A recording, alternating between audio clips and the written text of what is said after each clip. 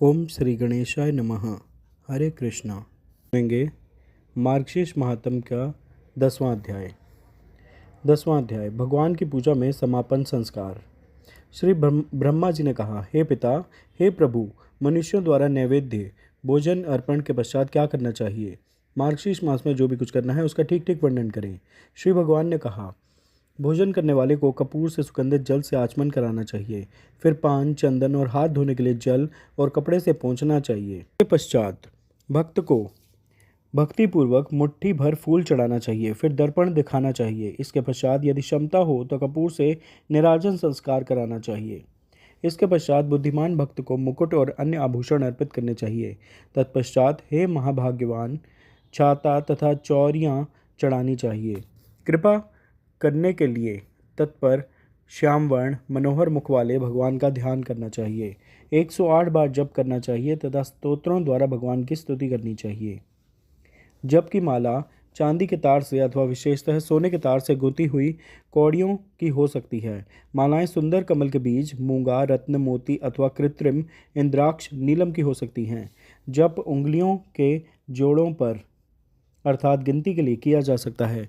जप के लिए पुत्रजीवी रोक्सबर्गी की माला भी अनुशंसित है।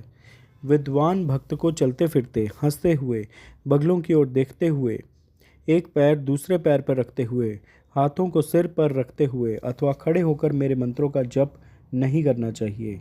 उसे उत्तेजित मन से भगवान के नामों का जप नहीं करना चाहिए। जप, व्रत, होम, पूजन आदि के समय भक्तों को बोलना नहीं चाहिए। घर में किए गए जप का पुण्य 1 इकाई है। गौशाला में किए गए जप का पुण्य उससे 10 गुना है। नदी के तट पर किए गए जप का पुण्य 100 गुना है। पवित्र अग्नि कक्ष में किए गए जप का पुण्य 10 गुना है। तीर्थों आदि में पुण्य 1000 गुना है और मेरी उपस्थिति में वह अनंत है। मार्गशीर्ष मास में यह सब करने के बाद यदि कोई परिक्रमा करता है तो उसे प्रत्येक चरण में 7 महाद्वीपों से युक्त पृथ्वी के दान का पुण्य प्राप्त होता है।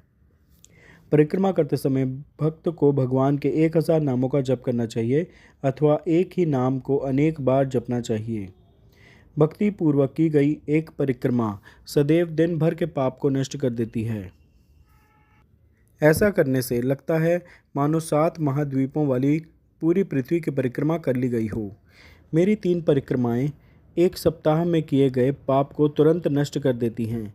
वे 10 दिनों में किए गए शरीर के पापों को नष्ट कर देती हैं। यदि भक्तिपूर्वक 21 परिक्रमाएं पूरी की जाएं, तो गर्भ में भ्रूण की हत्या आदि पाप तुरंत नष्ट हो जाते हैं। यदि कोई व्यक्ति 108 परिक्रमाएं करता है तो वह सभी यज्ञों के समान होती है तथा उत्तम धन दान के साथ उनका समापन होता है। ऐसा लगता है मानो उसने पृथ्वी की उतनी ही परिक्रमाएं की हैं। माता, पृथ्वी और शालिग्राम की परिक्रमा ये तीनों एक समान मानी गई हैं। मार्गशीर्ष मास में एक बार किया गया पूर्ण साष्टांग प्रणाम 7 परिक्रमाओं के बराबर है अथवा एक साष्टांग प्रणाम परिक्रमाओं से श्रेष्ठ है। जो व्यक्ति मार्गशीर्ष मास में विशेष रूप से परिक्रमा के समय सदैव साष्टांग प्रणाम करता है वह कल्प के अंत तक स्वर्ग में निवास करता है। हे प्रिय, कल्प बीत जाने पर वह सम्राट होकर जन्म लेता है। वह दीर्घायु होता है, सभी सुखों का भोग करता है। वह धनवान होता है और पुण्य तथा धर्म में अत्यधिक रुचि रखता है। 1000 नामों का जप करने से 3 प्रकार से अर्थात मानसिक, वाचिक और शारीरिक किए गए पाप नष्ट हो जाते हैं। अच्छा, बहुत बातें करने से क्या लाभ? हे पुत्र, मुझसे यह रहस्य सुनो। दामोदर नाम के उच्चारण से मुझे अद्वितीय आनंद की प्राप्ति होगी। यह गुणसूचक नाम मुझे मेरी माता यशोदा ने तब दिया था जब मैंने गोकुल में दही की मटकी फोड़ी थी। उस समय यशोदा ने मुझे दमन रस्सी द्वारा ओखली में कसकर बांध दिया था। तब से मैं दामोदर नाम से प्रसिद्ध हो गया। भक्तों को बड़ी एकाग्रता और मन की पवित्रता के साथ प्रतिदिन 3000 की दर से सूर्योदय के समय दामोदर को नमस्कार मंत्र का जप करना चाहिए। जब यह 3,50,000 हो जाए तो विद्वान भक्त को उद्यापन करना चाहिए। इसका 10वां भाग अर्घ्य, होम और ब्राह्मणों को भोजन कराना चाहिए। जो कोई इस प्रकार भक्तिपूर्वक करता है मैं उसे धन, अन्न, स्त्री, पुत्र और अन्य इच्छित वस्तुएं प्रदान करता हूँ। यह बात मैंने 3 बार यह सत्य है कहकर कही है। हे महाबुद्धिमान, इस पर विश्वास करो। हे पुत्र, यह महान मंत्र मेरी कृपा से ही प्रकट हुआ है। दामोदर को नमस्कार मंत्र का जप करने के बाद भक्त को चाहिए कि वह सदैव आठों अष्टांगों से परिक्रमा करे तथा प्रणाम करे। पैर, हाथ, घुटने, वक्ष, सिर, मन, वचन तथा नेत्रों से प्रणाम करना अष्टांग कहलाता है। वह सिर को मेरे चरणों के पास रखे तथा हथेलियां जोड़कर इस प्रकार प्रार्थना करे कि हे प्रभु, मैं मृत्यु रूपी समुद्र से भयभीत हूँ, मैं आपकी शरण में आया हूँ, मुझे बचाइए।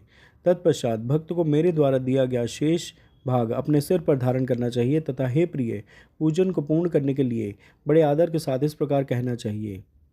हे जनार्दन, मेरे द्वारा किया गया पूजन चाहे मंत्रों में, पवित्र अनुष्ठानों में अथवा भक्ति में न्यून हो, परंतु हे प्रभु, उसे पूर्ण होने दो। मार्गशीर्ष मास में ढोल, मृदंग और पणमों के साथ नृत्य कार्यक्रम का आयोजन करना चाहिए। इससे मनुष्य को पुण्य मिलता है। हे चतुर्मुखे, पूजन के समय गीत, वाद्य, नृत्य और पुस्तकों का वाचन, ये सभी मुझे सदैव प्रिय है। हे परम सौभाग्यशाली, यदि गीत और वाद्य संगीत उपलब्ध न हो तो पंच स्तव, 5 प्रार्थनाओं का समूह मुझे अत्यंत प्रिय है। इसमें विष्णु सहस्र नाम, विष्णु के 1000 नाम, भीष्म स्तव राज, भीष्म द्वारा कृष्ण की स्तुति, गजेंद्र मोक्ष, हाथी की मुक्ति, अनुस्मृति और भगवद गीता शामिल हैं। ये 5 मिलकर पंचस्तव, 5 प्रार्थना भजन बनाते हैं। यदि कोई भक्त शालिग्राम से निकलने वाले पादोदक, जिस जल से पैर धोए जाते हैं, को पीता है तो हजारों पंचगव्य, 5 दूध से बने पदार्थ पीने से क्या फ़ायदा। यदि कोई व्यक्ति शालिग्राम पत्थर से एक बूंद भी जल पी ले तो भी वह कभी माँ का दूध नहीं पीता, उसे मोक्ष की प्राप्ति होती है। जो लोग पादोदक को अपने सिर पर रखते हैं, जो इसे पीते हैं, उन्हें जन्म या मृत्यु संबंधियों के कारण होने वाला प्रदूषण नहीं होता। कोई व्यक्ति भले ही अच्छे आचरण वाले लोगों के समाज से बहिष्कृत हो गया हो, लेकिन यदि उसे मृत्यु के समय पादोदक दिया जाता है तो वह परलोक में श्रेष्ठ गति को प्राप्त होता है। जो निषिद्ध पेय पीता है, निषिद्ध खाद्य पदार्थ खाता है और निषिद्ध स्त्री के पास जाता है, जो पाप कर्म करता है, वह पादम्बु अर्थात पादोदक का सहारा लेने से तुरंत पवित्र हो जाता है। पैरों का जल चंद्रायण या पादकृच्छ के प्रायश्चित अनुष्ठानों से श्रेष्ठ है। काली घृत, केसर, कपूर और मलहम, इनमें से प्रत्येक को पादोदक के साथ मिलाकर पीने से सभी पवित्र चीज़ें पवित्र हो जाती हैं। हे श्रेष्ठ ब्राह्मण, जो जल केवल दृष्टि से पवित्र हो जाता है वह मनुष्य के पापों को दूर कर देता है। पैरों से निकला जल तो और भी अधिक पापों को दूर कर देता है। तुम मेरे प्रिय हो, तुम मेरे सबसे बड़े पुत्र हो, विशेष रूप से तुम मेरे प्रति समर्पित हो, इसलिए सभी बातें, यहाँ तक कि सबसे बड़े रहस्य भी तुम्हें बता दिए गए हैं। मार्गशीर्ष महात्म कथा में 10वां अध्याय पूर्ण हुआ। आप सब प्रेम से मेरे साथ बोलिए, जय श्री हरि विष्णु भगवान, जय महालक्ष्मी माता। कृपया इस वीडियो को लाइक व शेयर करें व चैनल सब्सक्राइब करें। धन्यवाद। हरे कृष्णा।